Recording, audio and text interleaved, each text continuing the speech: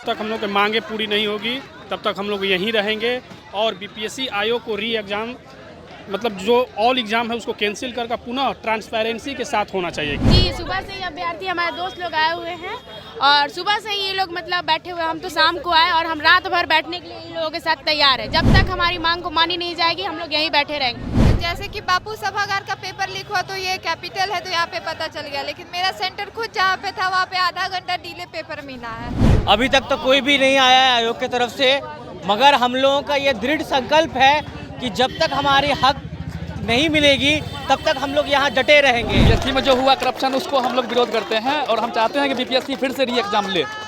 नमस्कार, आप देख रहे हैं न्यूज़ फोर नेशन में हूँ आपके साथ है नरोत्तम सिंह। रात का समय है लेकिन बीपीएससी अभ्यर्थी गर्दनीबाग धरना स्थल पर अभी भी डटे हुए हैं। सुबह से ही बीपीएससी अभ्यर्थी गर्दनीबाग धरना स्थल पहुँचने लगे हैं और अभी भी रात का समय है लेकिन अभ्यर्थी आंदोलन पर डटे हुए हैं। अभ्यर्थियों का मांग है कि जब तक री एग्ज़ाम नहीं हो जाएगा तब तक यहाँ से हम हटने वाले नहीं हैं। कुछ अभ्यर्थी उन लोगों से बातचीत करेंगे और उससे पहले हम आपको कुछ तस्वीर दिखाते हैं। अभ्यर्थी फ़ोन का लाइट जलाकर तो मोमबत्ती जलाकर री एग्ज़ाम की मांग कर रहे हैं। लगातार अभ्यर्थी आंदोलन पर डटे हुए हैं। सुबह से ही आप लोग आंदोलन पर डटे हुए हैं, रात का समय है उसके बावजूद आप लोग डटे हुए हैं। देखिए, जब तक हम लोग की मांगे पूरी नहीं होगी तब तक हम लोग यहीं रहेंगे और बीपीएससी आयोग को री एग्ज़ाम मतलब जो ऑल एग्ज़ाम है उसको कैंसिल कर पुनः ट्रांसपेरेंसी के साथ होना चाहिए एग्ज़ाम। इसलिए कि बापू परीक्षा सभागार जो केंद्र था वहाँ पे 12,000 स्टूडेंटों को मतलब परीक्षा को रद्द किया गया है ताकि सभी छात्र छात्राओं का ये भविष्य के साथ खिलवाड़ न हो, ताकि ट्रांसपेरेंसी के साथ ऑल परीक्षा को कैंसिल कर पुनः परीक्षा कंडक्ट कराया जाए। हमारे माननीय मुख्यमंत्री जी से नम्र आवेदन है ताकि दोबारा इसको परीक्षा को रद्द करके कंडक्ट कराएं। कुछ विधायक भी यहाँ पहुँचे थे, लगातार कुछ गुरुजी भी हैं, छात्र नेता दिलीप भी हैं, अभ्यर्थियों के साथ लगातार वो लोग सुबह से ही डटे हुए। तो रात का समय आ गया, कब तक यहाँ पर रहिएगा? देखिए, जब तक छात्र नेता दिलीप कुमार की जब बात आप बोल दिए ना, वो अभ्यर्थियों के साथ हमेशा खड़ा रहते हैं। वो सुबह से लेके अभी तक हैं, बोले जब तक मतलब फाइनल इसका डिसीजन नहीं आ जाता कैंसिल का तब तक हम लोग यहीं रहेंगे और छात्रों को साथ देंगे। छात्र नेता दिलीप कुमार का ये सोच है, वो हमेशा छात्रों के साथ खड़ा रहते हैं। चलिए कुछ और भी अभ्यर्थी हैं उनसे भी बातचीत करते हैं। लगातार अभ्यर्थी गर्दनीबाग धरना स्थल पर डटे हुए हैं और उन अभ्यर्थियों से हम बातचीत करने का प्रयास करते हैं। रात का समय है, सुबह से ही अभ्यर्थी डटे हुए हैं। जी,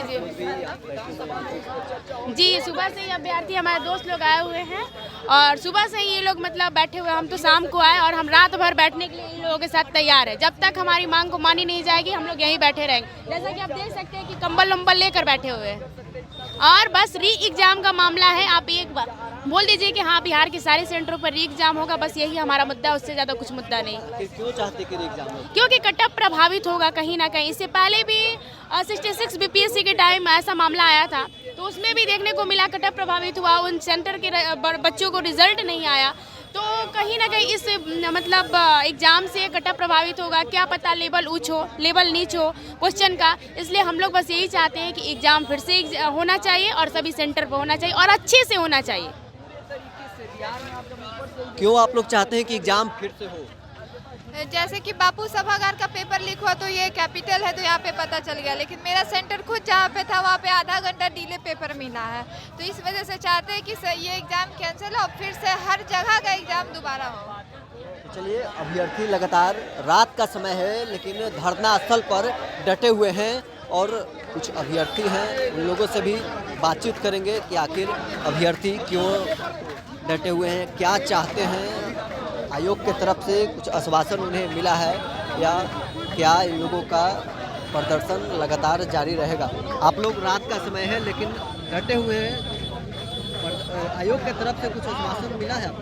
अभी तक तो कोई भी नहीं आया है आयोग की तरफ से, मगर हम लोगों का ये दृढ़ संकल्प है कि जब तक हमारी हक नहीं मिलेगी तब तक हम लोग यहाँ डटे रहेंगे। अभी आप देख रहे हैं कितना ठंड हो चुका है, तब भी जो छात्रों में जो जोश है वो कम नहीं हुआ है, क्योंकि वो अपने हक के लिए यहाँ आए हुए हैं। चाहे रात हो, चाहे दिन हो, चाहे ठंड बढ़ते जाए, हम लोग यहीं रहेंगे और री एग्ज़ाम करवा के ही जाएंगे। री एग्ज़ाम करवा के ही जाएंगे, ये अभ्यर्थी कह रहे हैं। और भी कुछ अभ्यर्थी हैं, उन लोगों से भी बातचीत करेंगे। लगातार धरना स्थल पर अभ्यर्थी डटे हुए हैं, रात का समय है, री एग्ज़ाम की मांग कर रहे हैं। और सुबह से ही अभ्यर्थियों का आना शुरू हो गया है, दूर दूर से, बिहार के बाहर से भी हाथ में मोमबत्ती लिए हुए हैं। क्या चाहते हैं? बीपीएससी में जो हुआ करप्शन उसको हम लोग विरोध करते हैं और हम चाहते हैं कि बीपीएससी फिर से री एग्ज़ाम ले। री एग्ज़ाम ले? हाँ, री एग्ज़ाम ले। हमारा डिमांड यही है कि बीपीएससी में हर स्टेट में, हर डिस्ट्रिक्ट में कुछ ना कुछ धांधली हुआ है तो वो धांधली रुकना चाहिए और एक सही तरीके से बीपीएससी एग्ज़ाम ले और फिर से री एग्ज़ाम का मौका दे। सही डटे हुए हैं। आयोग की तरफ से आश्वासन मिला है कुछ? आयोग की तरफ से कोई आश्वासन नहीं मिला है, लेकिन हम लोग री एग्ज़ाम के लिए डटे रहेंगे जब तक बीपीएससी हमारी बात मान न ले। क्या किन मांगों को लेकर यहाँ पहुँचे? मेरा वेस्ट चंपारण सेंटर था, वहाँ पे हमको क्वेश्चन 10 मिनट डिले से दिया गया और सरकार का यहाँ पे मानना है कि बापू परीक्षा सेंटर में क्वेश्चन सिर्फ लीक हुआ है और वहाँ का एग्ज़ाम कैंसिल किया जाएगा। मेरा सरकार से गुजारिश है कि बापू परीक्षा सेंटर जो है वहाँ पे एक मतलब वो एक सेंटर नहीं है बल्कि एक ज़िला में जितने भी सारे सेंटर होते हैं हर एक सेंटर को मिला देंगे तो वह एक के बराबर है। तो एक जगह एक तो गवर्नमेंट जो एक डिस्ट्रिक्ट का तो एग्ज़ाम कैंसिल कर ही रहा है, तो बाकी फिर और जो बच्चे हैं उनका फिर कैसे होगा? क्योंकि फिर से अगर एग्ज़ाम लिया जाएगा उनका अलग से और हम लोग का एग्ज़ाम हो गया रहेगा तो उन लोग तो फिर बहुत सारे मार्क स्कोर कर लेंगे क्योंकि उन लोग को पढ़ने का मौका मिल जाएगा। फिर उनका कटअप और मेरा कटअप इक्वल करके कैसे डिसाइड किया जाएगा? मेरिट लिस्ट कैसे इक्वल तैयार किया जाएगा? ये तो बिल्कुल अनफेयर हो गया। हम लोग के साथ बिल्कुल फेयर एग्ज़ाम नहीं हो रहा है। हम लोग के साथ फेयर एग्ज़ाम नहीं हो रहा है। नहीं, बिल्कुल फेयर। एक प्रोवर्ब है कि justice should not only be done but also appears to be done. तो मैं मानता हूं कि अगर आपको लग रहा है कि जस्टिस है तो हम सबको क्यों नहीं लग रहा है? अगर प्रोसेस ट्रांसपेरेंट है तो सबको लगना भी चाहिए। आप खुद सोचिए कि एक ग्रुप ऑफ स्टूडेंट्स है, उनको दो भाग में बांट दिया गया, एक को बेनिफिट में रखा जाए और एक को डिसएडवांटेज में रखा जाए, तो ये फेयर कैसे हुआ? आप ही के सवाल का जवाब आप ही दीजिए।